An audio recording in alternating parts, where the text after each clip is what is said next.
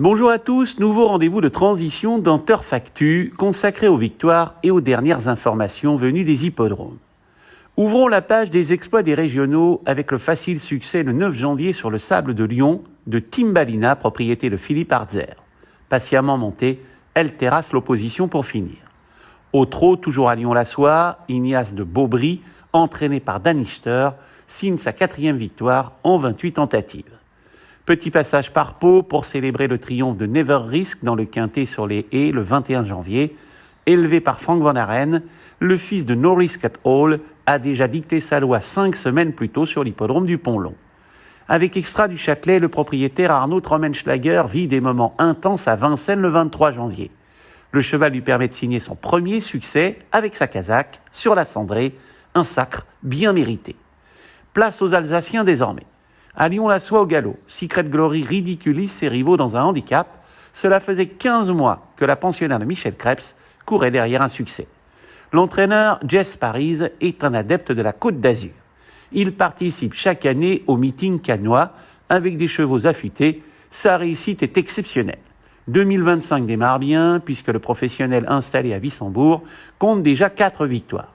Mardi, Wattels Shop enlève un handicap sur le gazon pour le compte de Richard Frances, à l'issue d'une fin de course particulièrement acérée. La veille, le vieux serviteur magnétique, sur un sol profond qu'il apprécie, ne s'occupe de personne. Installé rapidement en tête, il triomphe de bout en bout. À 10 ans, il garde un mental de poulain. 2 jours plus tôt, l'écurie s'illustre avec Soul of Freedom dans un handicap. L'écart est minime, mais l'essentiel est là. La victoire de Wind of Change, dès le 20 janvier, permet à Jess Paris de faire plaisir à un de ses fidèles propriétaires, Philippe Walter.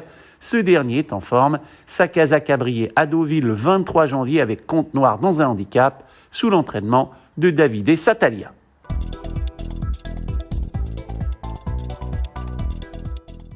L'Est a perdu 2 visages familiers ces temps derniers. Tout d'abord, Jean-Pierre Laurent, chevalier de la Légion d'honneur, qui nous a quittés le 17 janvier à l'âge de 73 ans. Ses obsèques ont eu lieu le samedi 25 janvier à Chaumouzet dans les Vosges. Passionné de chevaux, il a officié comme commissaire à Nancy, Vittel, mais aussi Montirandère ces 2 dernières années. Nous partageons la peine de sa famille. Disparition également de M. Éric Andrès, décédé le 24 décembre à 85 ans à Haguenau.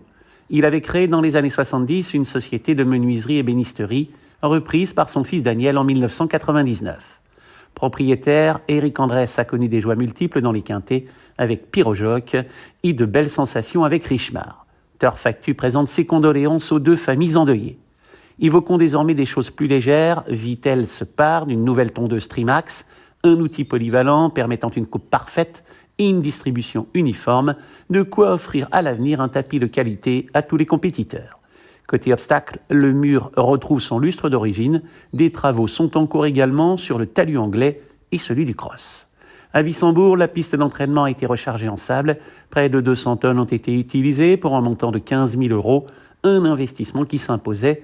Les professionnels et les permis d'entraîner sauront s'en montrer dignes, en témoigne la réussite constante du site. Montirandère se lance dans la réfection des canalisations d'eau devant les boxes. Des travaux ont lieu aussi entre les balances. Le fossé du parcours handicapé subit les modifications nécessaires pour répondre au cahier des charges fixé à l'hippodrome. Une assemblée générale est prévue le samedi 15 février. Les 104 adhérents y sont conviés. À défaut de travaux, Reims prépare activement son année 2025. L'hippodrome retrouve son Grand National du Trot. Il est prévu le 9 avril. À noter 3 événements majeurs. Le 17 mai, une journée sur le thème du Japon. Le 9 juin, une journée en faveur de l'association Roseau qui s'occupe des enfants malades de l'hôpital Maison Blanche de Reims. La fête de la musique, le 21 juin. Le champ de course de Châlons en Champagne souhaite accéder au label Écuresse et rejoindre ainsi plusieurs hippodromes de la Fédération Est. Il lui faut répondre à un certain nombre de critères, surtout d'ordre écologique et environnementaux. Tout est mis en œuvre pour que ce label puisse être obtenu avant la reprise des compétitions.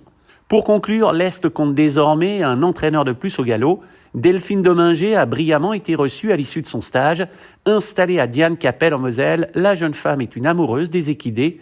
Nous lui souhaitons une belle réussite. Il me reste à vous saluer et à vous donner rendez-vous très bientôt sur notre chaîne YouTube.